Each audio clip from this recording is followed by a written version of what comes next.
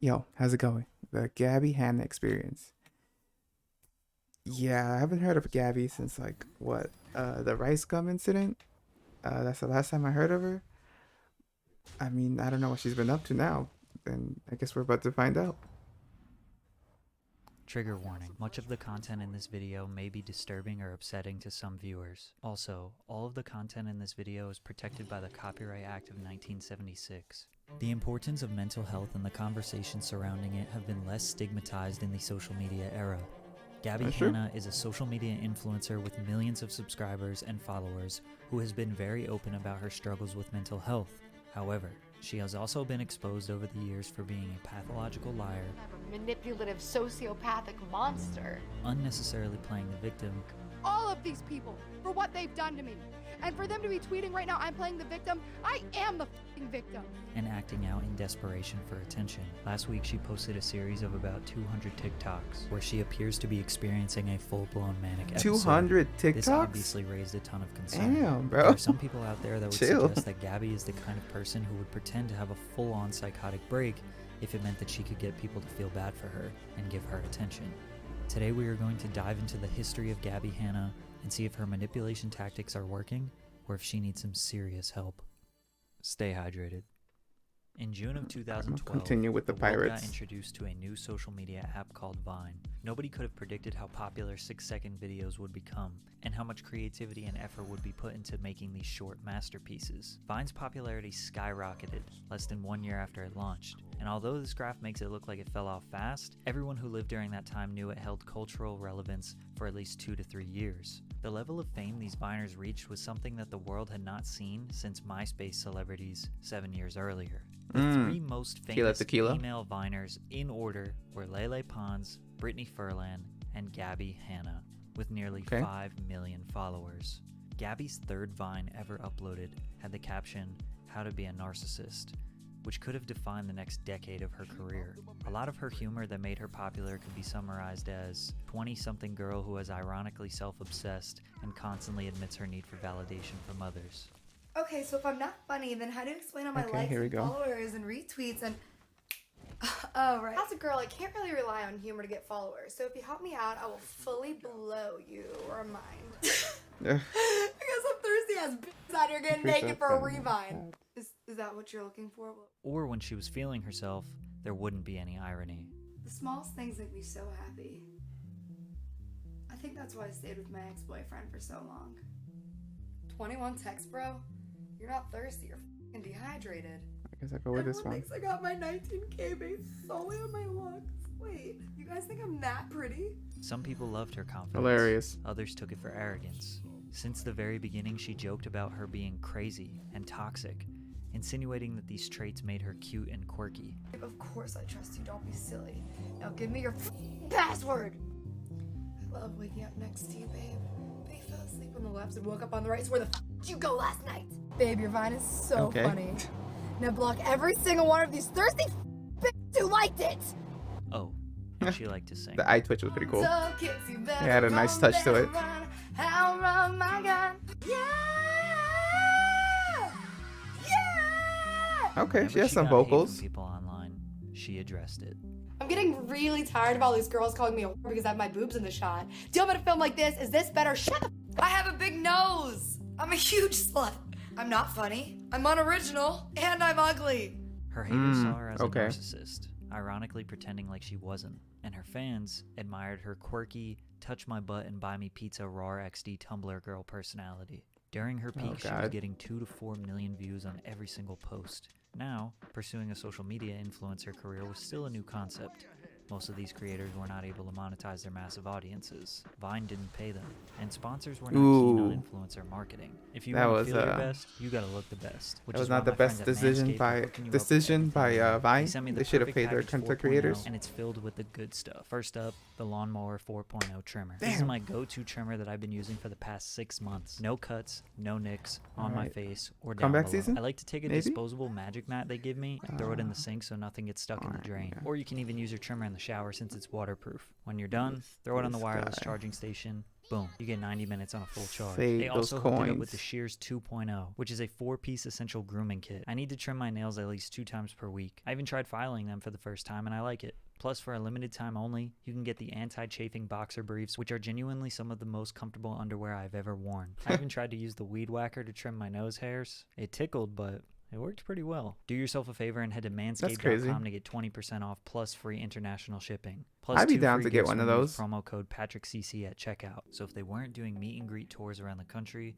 they were looking to another digital medium to get paid. YouTube. Meet and greets. For everyone Ew. suggesting I make a YouTube channel, I'm flattered, I really am, but I can only be funny for 6 seconds at a time. Well, turns out she made a YouTube channel anyways. The Vine to YouTube pipeline started around 2014. A lot Okay. of Viners struggled in the beginning because keeping people's attention for 6 seconds versus multiple minutes is drastically different. However, I mean, she's Gabbie doing great. was one of the success stories. The 24-year-old starting uploading vlogs, makeup tutorials, and her famous story time videos. Her fans admired her charisma, bubbly and silly personality, while also being able to laugh at herself and point out her own flaws. She seemed balanced, but knew how to exaggerate her stories in the perfect way. This is one of those stories. I try to avoid making videos about people, but this story is so out of control that I just need to share it. Within a year, Man. she went from 32,000 subscribers to 700,000 Oh, wow. subscribers. Gabbie I mean, had that's a great seemingly transition. endless archive Can't of hate. shitty situations that she turned into stories for YouTube.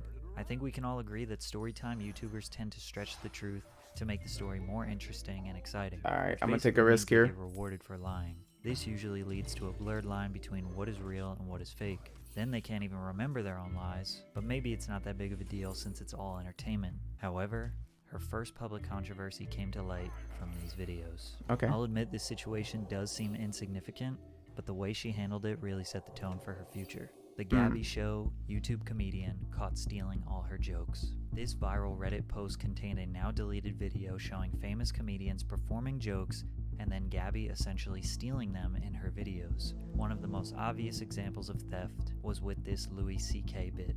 Okay. India, right? No, it's not. It's totally other place. You're not Indians? No.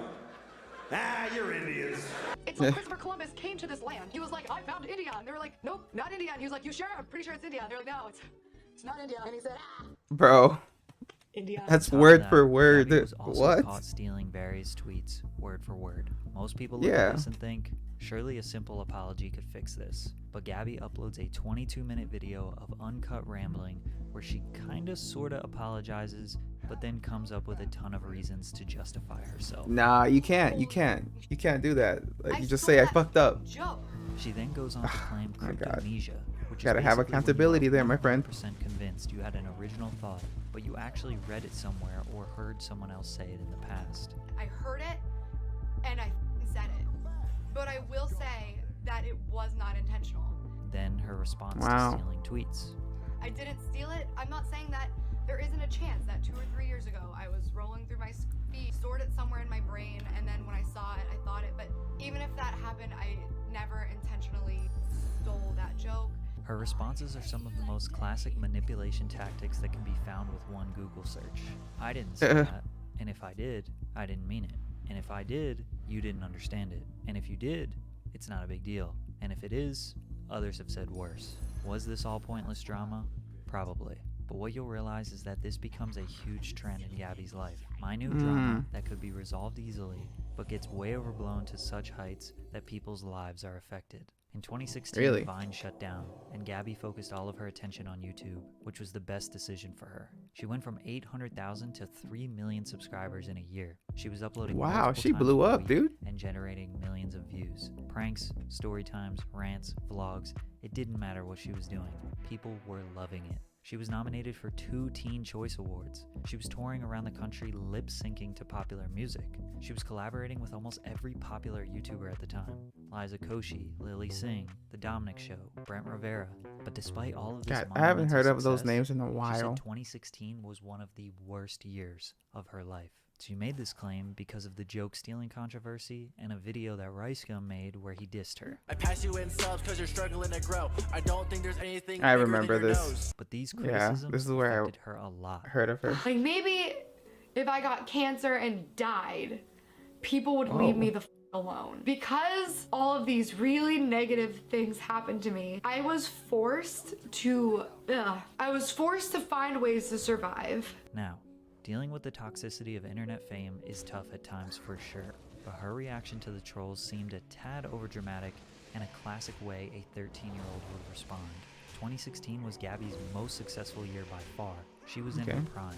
She was highly praised and very well liked. So for her to feel like it was the worst year of her life and that she was merely trying to survive during it shows that she was very unprepared for how bad things were going to get.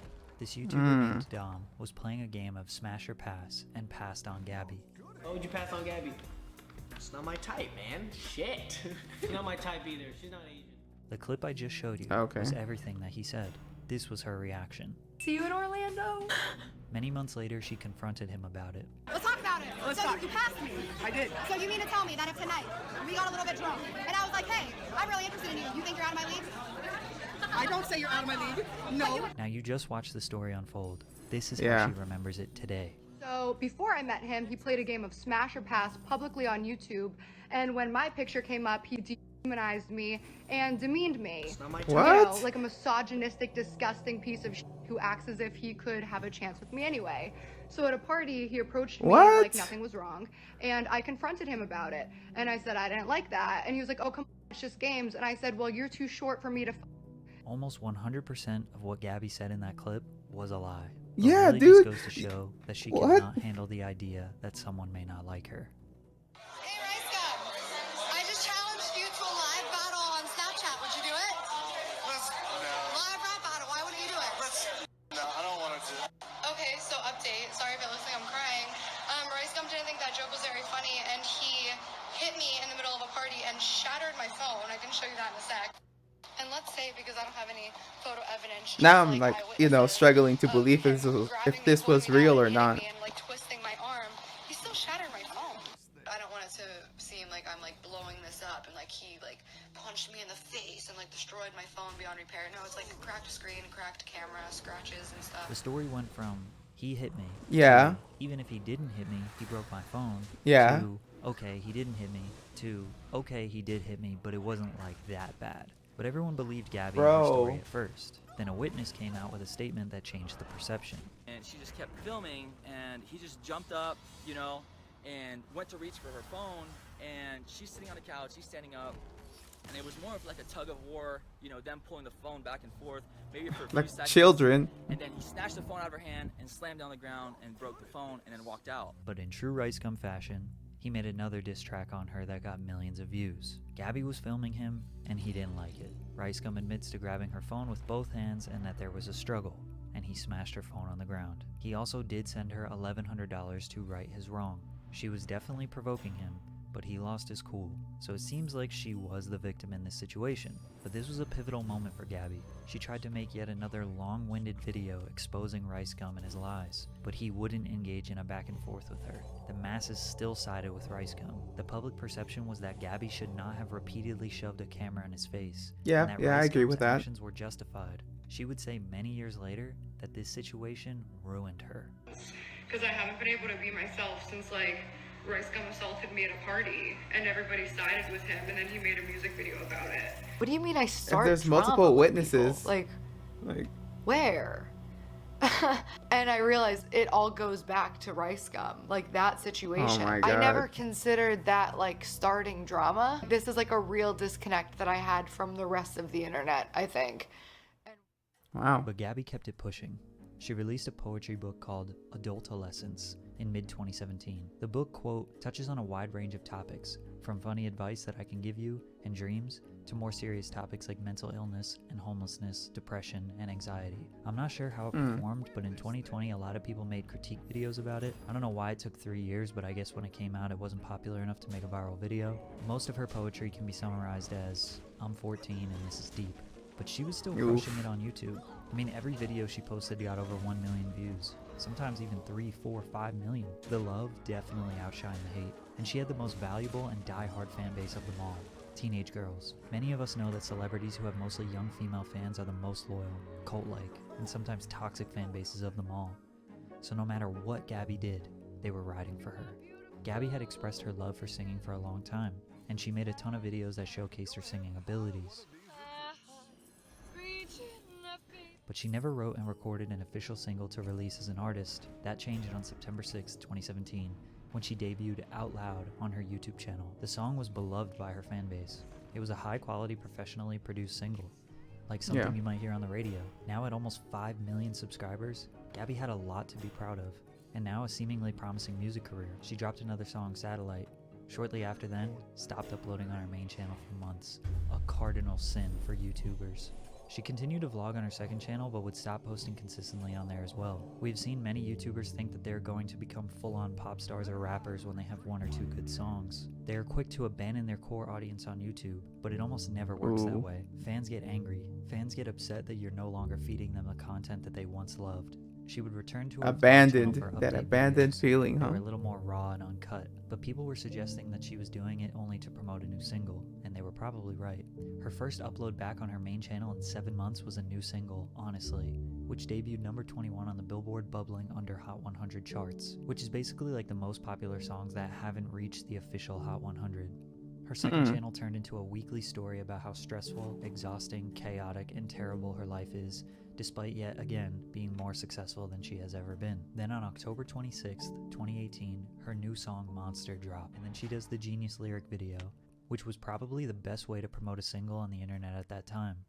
Yeah, I used to love Genius. That's been here all along. But it did not go her way, and the memes Really? started rolling in. Oof. Oh no, dude.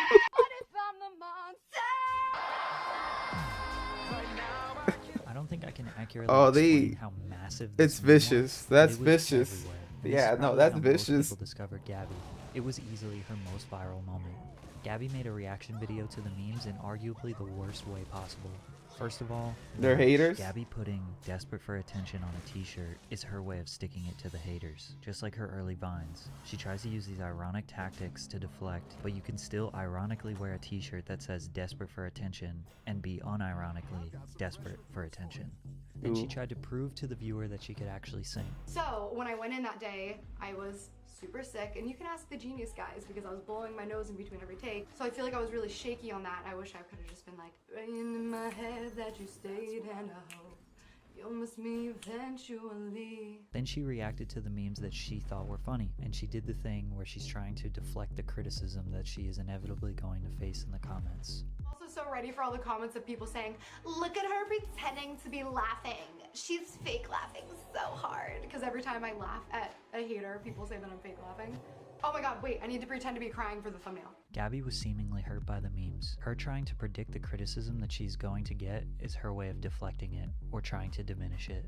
Kind of like when somebody is trying to convince you how much they don't care about something, the more they talk about it, the more shows you how start much to you realize ca- how yeah. much they care. Yeah, But this for real. virality actually inspired her to jump back into being a regular YouTuber in 2019. She started making cleaning videos, which became a new fan favorite. She showed how filthy her living situation got over the past few years, and was documenting the process of making a positive change in her life while sharing stories with the audience. She wasn't over the top charismatic, but the videos were comforting and realistic. It felt like a new beginning for the community. Okay. She also released her debut album, Two-Way Mirror, which peaked at number 5 on the Billboard Top Emerging Artists chart, on top of Oh, a wow, number of okay, new she was music doing- she's videos doing that well for generated herself there. millions of views. So after quitting YouTube for over a year, successfully coming back and satisfying her audience, and releasing a ton of music that was well liked, surely she wouldn't mess it up again.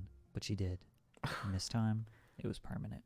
I mean, you know. If somebody tells you I don't know. that somebody has an STD, an incurable STD, it comes from a close friend of theirs, a source, and then you find out that a friend of yours is sleeping with them, is it wrong of you to say, hey, just so you know, I've heard this, don't know if it's true, but this person told me, talk to them about it, ask about it. Is that dumb? I'm just genuinely curious. So let's provide some context. Trisha Paytas, popular creator online, is extremely problematic herself, but in this case, not so much. She Yeah, I don't starts like dating Trisha. Jason Nash, a member of the Vlog Squad. Gabbie texted him and said, Trisha has herpes, so if you had sex, now you have herpes. Then Trisha uploads a long video, What the- livid about the Whoa, situation, whoa, since she yeah, didn't this even is really crazy. know Gabbie. She seems fine. I actually don't even know the girl. I don't know her. I've met her on 2 occasions for seconds. Like, I've talked to her for seconds. She's reached out to me a bunch of times. When she confronted Gabbie in the DMs, we get some classic deflection. First of all, I didn't tell Jason you had herpes. I told him a very close person to you told me you did, and I told him. Gabbie claims one of Trisha's close friends gave her this information, and Gabbie was just being a good friend to Jason by informing him. Most people look at this and say, well, if you're going to make a claim like this, you need to ask more questions. Cite your sources. Who told you this information? Or maybe just mind your business in the first place. I mean, we were talking about a 28-year-old at this time. Using the someone who knows you told me this argument, I don't think I've heard that one since 9th grade. But after both sides ranted, sent long text messages and claiming they don't even care, Gabbie never apologized or admitted that she did anything wrong, and people started looking at her differently. Damn, she deflected the whole thing. She didn't even care. Video, Gabbie Hanna needs to be stopped, would change the public perception even more. This is Jessie Smiles. Her and Gabbie used to be best friends way back in the Vine early YouTube days. At one point, Jessie even let Gabbie move into her house. And this is a trigger warning: sexual assault and rape. In 2013, Jessie was dating Curtis Lepore, who was a very popular Viner with millions of followers. Jessie suffered from a concussion and asked Curtis for help. She went to his house, fell asleep, and allegedly woke up to him having sex with her unconscious body. She filed a police report privately, and he was arrested in September. Oh, you're a piece of shit. TMZ broke the story to the public, and fans immediately took Curtis's side and attacked Jessie. He was being charged with felony rape, but Curtis took a plea deal and was charged with felony assault that was later reduced to a misdemeanor. He got some community service and a slap on the wrist. People take plea deals for many reasons. Sometimes trials are lengthy and expensive. Sometimes they know they have a high chance of being found guilty. Nobody knows exactly what happened between the two because it did not go to trial. However, he did take to social media to brag and insult Jessie after his plea deal. Jessie found out that Gabbie was hanging out with Curtis and his friends in 2014. If someone is your best friend, they wouldn't typically hang out with someone who pled guilty to assaulting you. Obviously, Jessie was mad, and they cut ties with each other. Slowly over the years, fans watched the story times from Jessie and Gabbie and realized they were potentially talking about each other. Gabbie's "stole my best friend's boyfriend" or "psycho roommate" story times ended up being about Jessie. Die-hard fans, T-channels, and blogs started to put the pieces together, but Gabbie and Jessie never truly came out and talked about it because most survivors have zero interest in bringing their trauma public. Until this tweet came out from a 15-year-old fan. A lot of people forget or don't know that Gabbie Hanna chose a rapist who admittedly wrote and signed a confession to the cops over her then best friend, who was the victim, and she didn't just do it privately, but publicly. That's always bothered me. This fan then received a message from Gabbie. They engaged in these long messages back and forth where Gabbie convinced this fan that Jessie had been in the background starting a hate campaign against Gabbie, trying to turn people against her because Gabbie was friends with the man who assaulted her. Again, I don't know how you could associate with someone like that, though. Gabbie is the victim, and that Jessie is Gabbie's abuser, even though she says her life is so good and she doesn't care about this drama, but she is spending hours DMing a random fan. The fan sent the messages to Jessie, and Jessie made the video exposing them because she was afraid Gabbie would manipulate more people. Is hang out with their and his friends. So I was hurt and I told Gabbie, this is fucked up. Like, I'm really hurt. And she defended herself when all of this happened, and she said, I was hanging out with his friends. I wasn't hanging out with him. He just so happened to be there and he pulled me to the side. Okay, if I was hanging out with his friend, I don't know what you want. Gabbie's own fans were turning on her because they realized she should have just cut Curtis out of her life and had Jessie's back, like what a good friend would do. Instead, she is acting like a victim of this situation. But after Jessie's video, Gabbie didn't respond for about 6 months.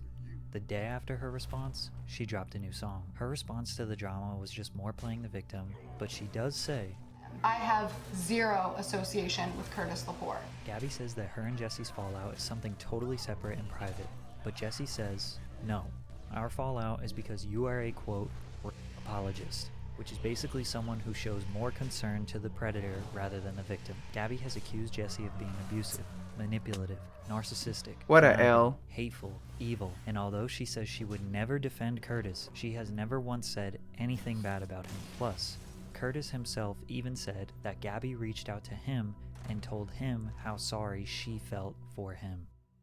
What? It's like, no matter what I say or do, the fuck? You're the victim, you're a martyr, you're trying to pretend you're somebody, you're ignoring it, so that means you're this, like, no matter what action I take, it's just, you're a bad person, you're manipulative. You literally want me to disappear, and so do I, so like. This is where things got really, really bad for Gabbie. Addressing the drama did not boost interest in her song Bad Karma. Ironic. Her views started dropping. Her music wasn't selling. People were fed up. She started blaming everyone but herself. Because I'm collecting all of the data and the evidence that my music videos, Glass House and Bad Karma specifically, that I can prove right now, were shadow banned and like hidden from my audience. I'll admit, YouTube is extremely frustrating. Even I have troubles with monetization, censorship. It's not a perfect platform. But she was talking about the performance of a music video. Music is subjective.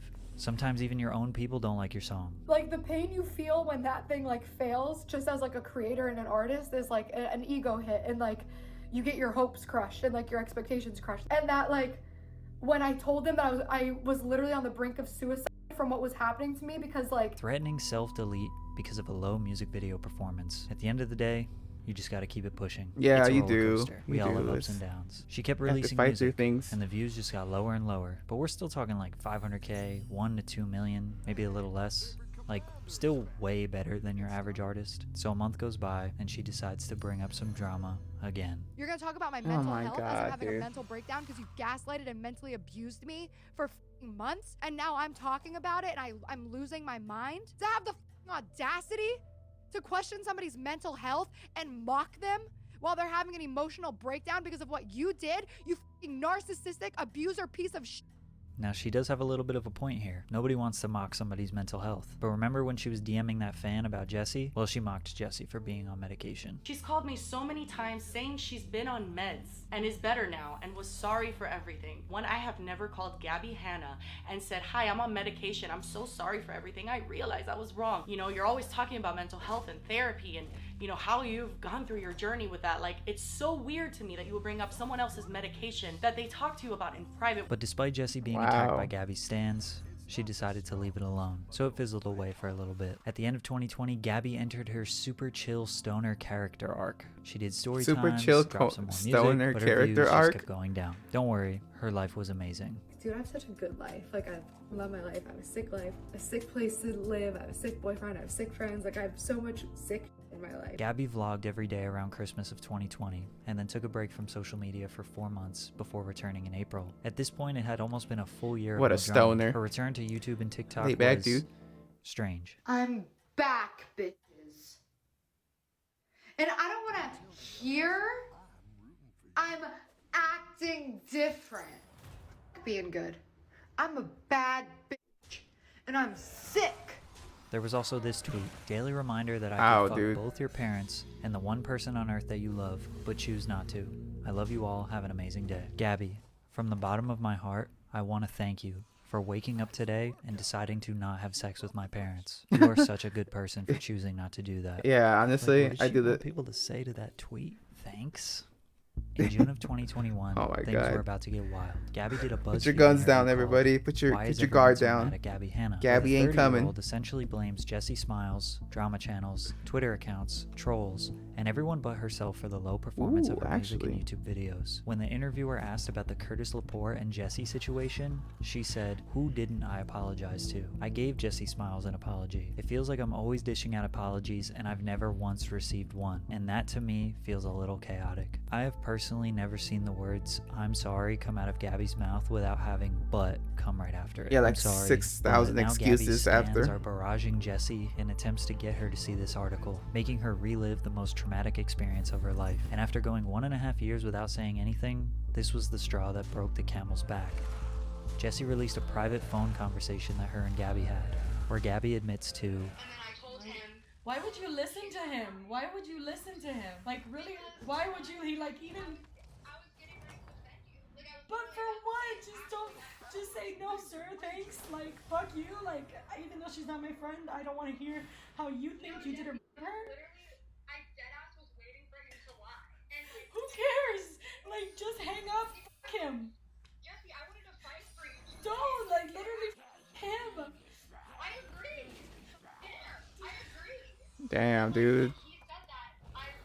She is like, feel for this girl. Like, she keeps getting dragged into So a why is this a situation she big doesn't deal? want to Again, relive. If you're my best friend and you tell me this person assaulted you, I'm riding for you. I don't even care what they have to say, especially after they were found guilty by a judge. But that's just how I roll with my best friends. I don't know about y'all. This 3-hour Facts, phone call was facts. leaked. All of the fans noticed how manipulative and toxic Gabbie was. Using and siding with Curtis that day, and yet you are fighting the whole internet using my trauma to do it and saying this never happened. That is rape apologist behavior that I forgave you for. So if everyone wants to call you an apologist, I'm not. So why are you talking about it in 2020? Why are you talking about it in 2020 then? Because you are. Because Jesse, you what are you talking about? You did this. Do you not realize that you did this?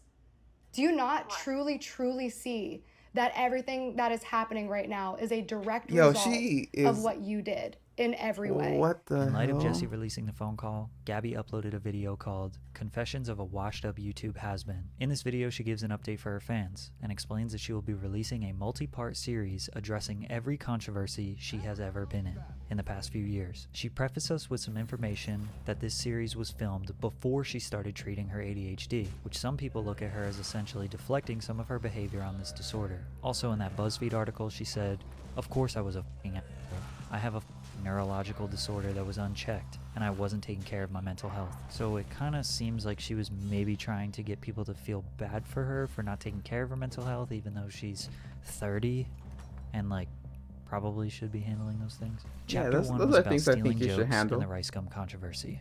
Chapter 2 was about the Bianca controversy, which is the one time where I believe Gabbie was actually targeted. Gabbie made a video called Transforming Myself into a TikTok E-Girl, where she was scrolling through an article that explains what a TikTok E-boy and E-girl is and what their aesthetic is like. Gabbie is skimming through the article, not reading it, just looking at the pictures and commenting on their outfits. The last picture is of a 17-year-old girl named Bianca Devins, who was tragically murdered. Gabbie very obviously did not see the text.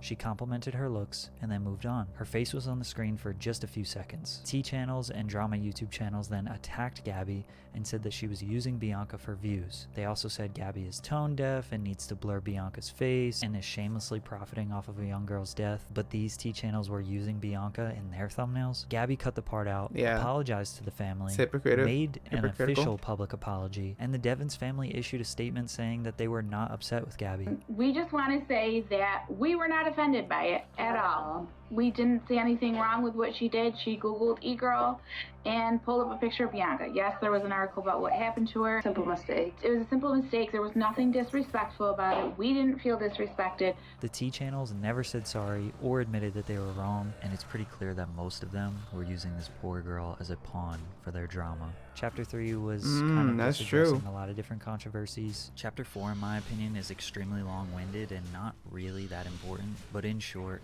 Gabbie was working on a YouTube Red show, Escape the Night, and everyone said she was a nightmare to work with.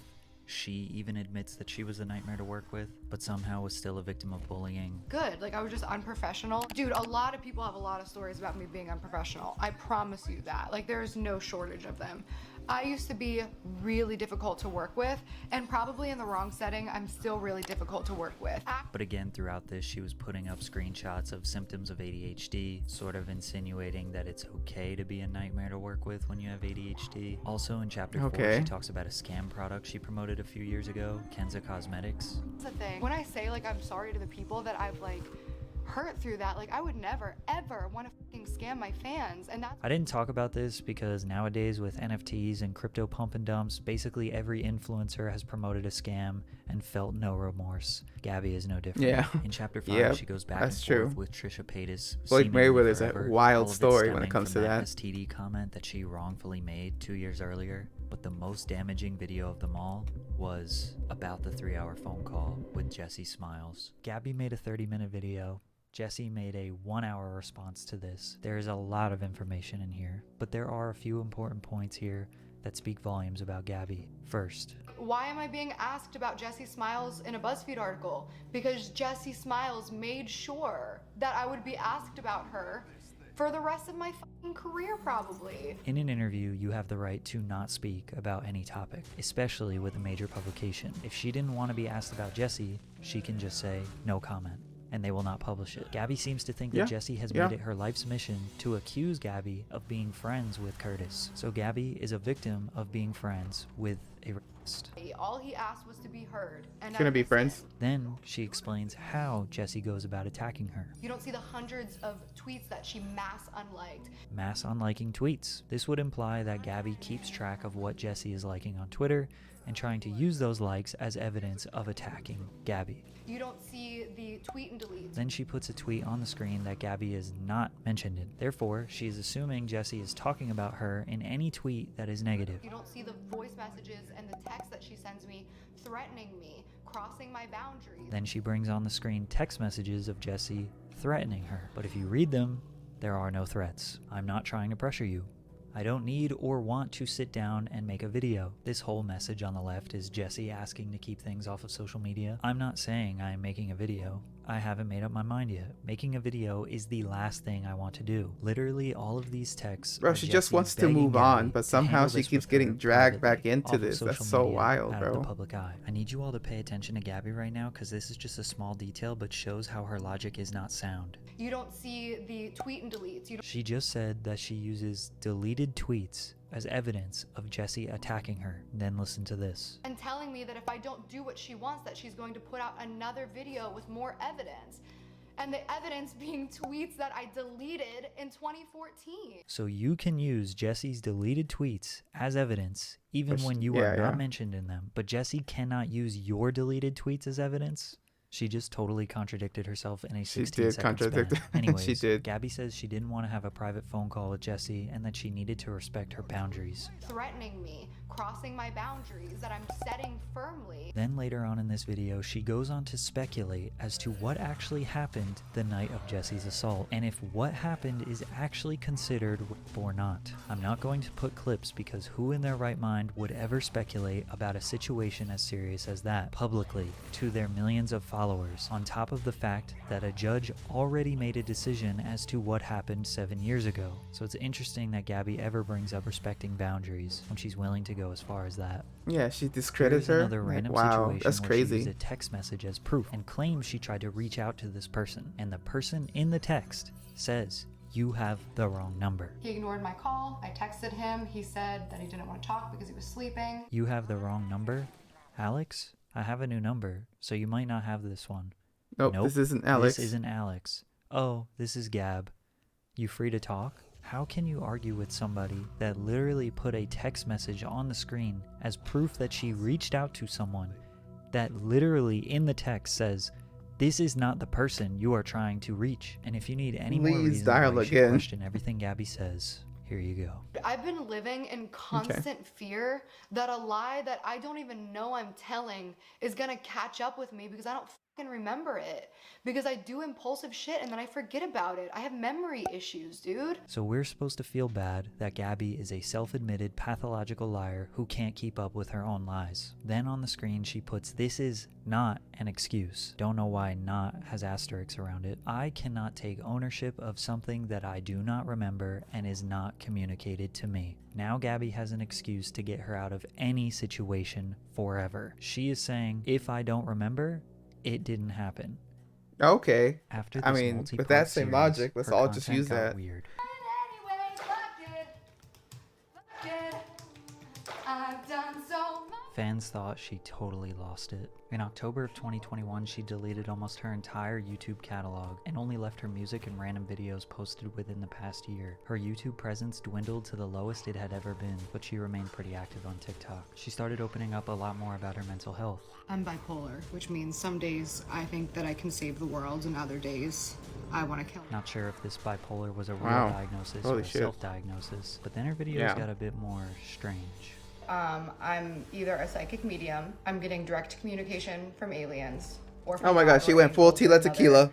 cosmic being, or all of the above. Something's different. I just call it God. And all of it started happening when Wow. I started expressing direct gratitude. I had a cup of coffee and I was like, wow, I'm so fucking grateful for this cup of coffee. Gabbie says she is freaked out, that she is a psychic medium. She's talking with aliens, and that all of this started happening when she started being grateful for her life, her friends, her coffee, and goes on to explain some of the most normal human experiences. Gabbie Hanna thinks she's living in an alternate reality because she's feeling very normal human emotions. Wait, your third eye is opening. This happened to me too. 100. Oh Stay no, then tuned there's the for this don't fucking ride. don't tell me there's And just people that last are week, just, you Gabbie know, would go on to post over affirming this. 70 TikToks in 48 hours in what seems to be a full-blown manic episode.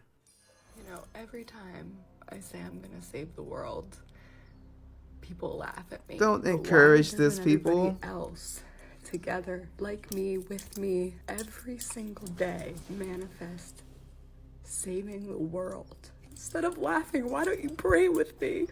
Why don't you encourage me? She talked about religion a lot throughout this, claiming she knows about the afterlife, about God, about Jesus, that she is Jesus, or she is God, or the Son of God. This is not something Gabbie would normally talk about, and this can be a sign somebody is going into a manic state. Help me! Oh my god. Help me! This also reminds me of the I think it was a bodybuilder who took like a bunch of ayahuasca and started going, saying that he was Jesus too. Oh, dude, that's so crazy, bro. Like, why is it always like allude back to like you think you're God or Jesus or some supreme being? That is crazy to me. Let me show you how Mother Mary wants us to pray. Hail Mary, full of grace, the Lord is with thee. Holy Mary, Mother of grace, pray for us sinners. I did it. I beat DID. I beat ADHD, depression, anxiety.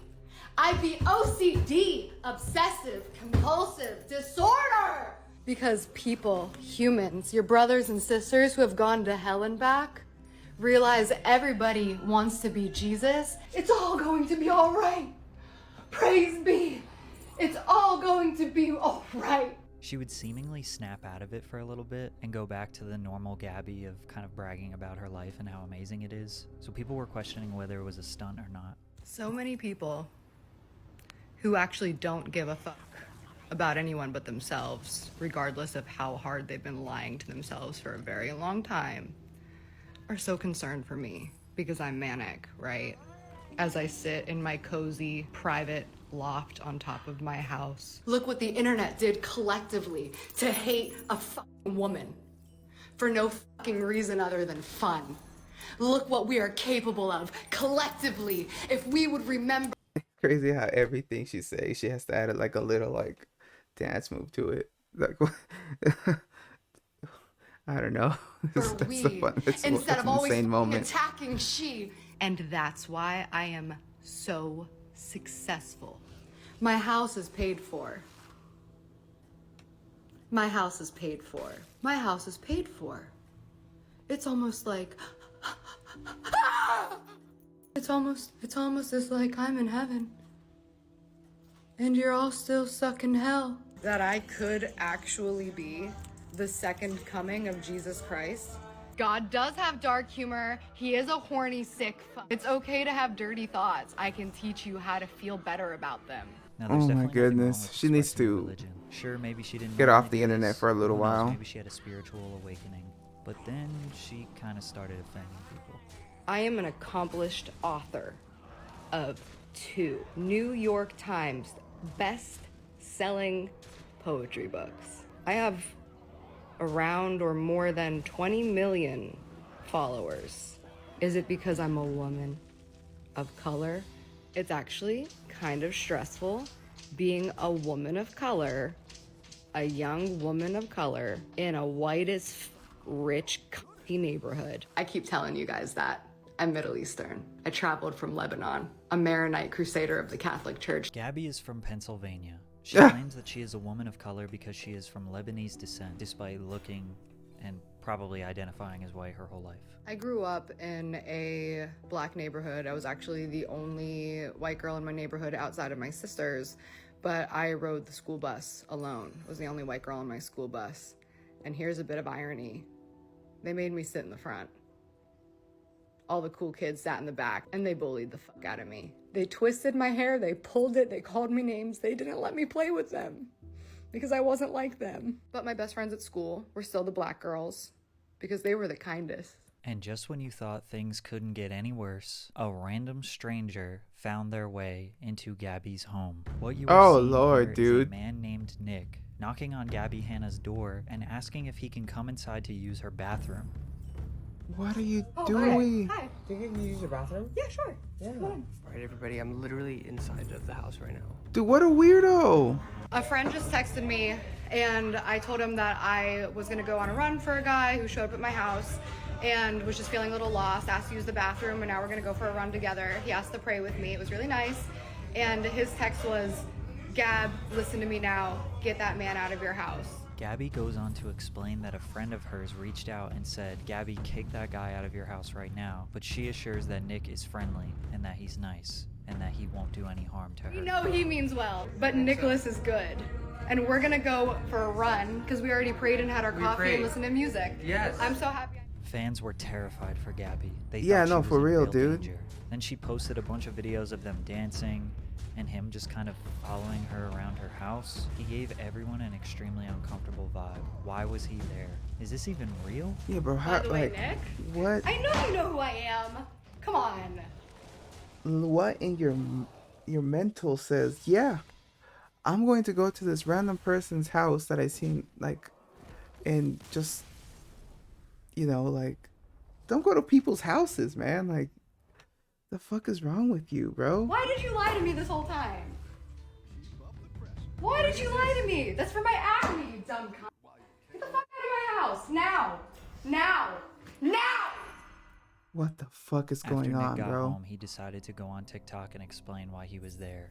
Yeah, I was trying to get her to eat something. I was trying to get her to drink something. I was looking at the medications that she had. Maybe if I could try to, like, get a medication into her body that would help her come out of the psychosis. I've seen it before. I've had friends have dealt with it before. So he was saying that he had real life experience to be able to help, but while he was there, he posted this TikTok. I honestly would like to help. I don't know what to do though. So if anybody has any suggestions, I'm here. Everybody says somebody needs to help her. So this man went to a social media influencer's Yes. house, scoured through her medications, and tried to get her to take some pills. At some point, Gabbie realized what was going on and kicked him out. Also, during this 48 hours, the cops came and did 2 wellness checks on her. Both of the times, they decided that she was perfectly okay. And Gabbie just kept doing what she was doing. I'm gonna keep reminding you that I'm Middle Eastern, and I have always been Middle Eastern. But for some reason, isn't it so weird Oh my god. that the world insists on seeing me as white? And after 48 Why hours, does she keep dancing while eventually talking? Gabbie calmed down. According to her, 2 psych evaluation professionals declared there was no need for any intervention. So if the professionals said that she was okay and healthy, what was all of this? A manic episode? An attention stunt? A giant joke? I think she's under the I found out influence yesterday in I a was way. on TMZ again. But just like Brit, hey TMZ. Gabbie has burned every bridge she ever had. She damaged her reputation even to her own followers. Time and time again, she abandoned the audience that made her who she was. She got into controversy after controversy and never, not once, took accountability for anything, even though she really thinks she did. Every apology had a stipulation. She was always the victim. She stooped as low as to say that she can't be held accountable for anything she doesn't remember.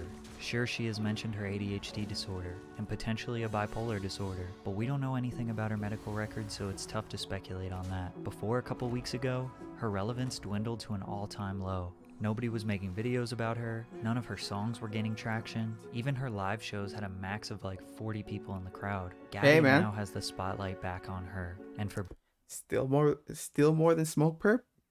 You can't hate. Honestly, you can't hate.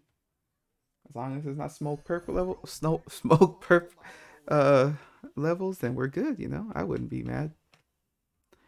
I feel like I might win this. Honestly, there's like a possibility. I'm gonna take out this guy.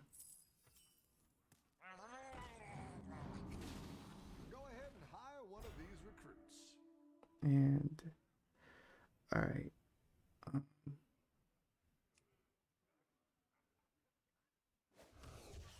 do this and this.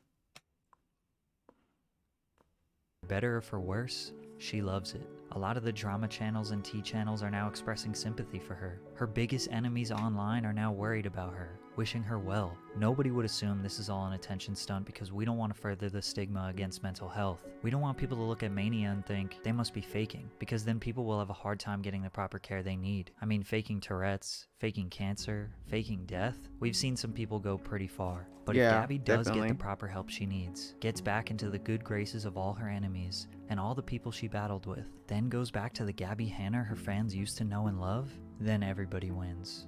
But especially Gabbie.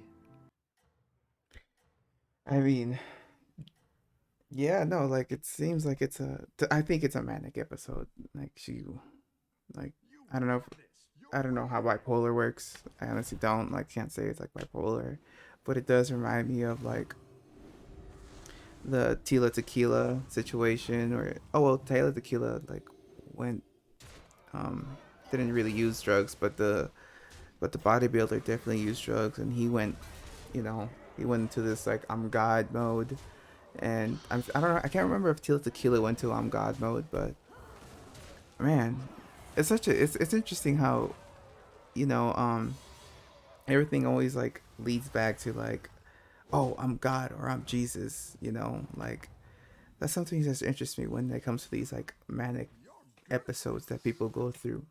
Like, oh, wait a minute, like maybe I'm Jesus, or I might be God, or I'm connected to God. God's talking to me. It's super interesting, and like I wonder what kind of studies there is to that, because I remember there was a movie where I think it was called Three Jesuses, and it was like these guys in like a mental hospital that were like they all thought they were Jesus, and I never got to finish that movie, but I have to go back and watch it because it's interesting. It's really interesting.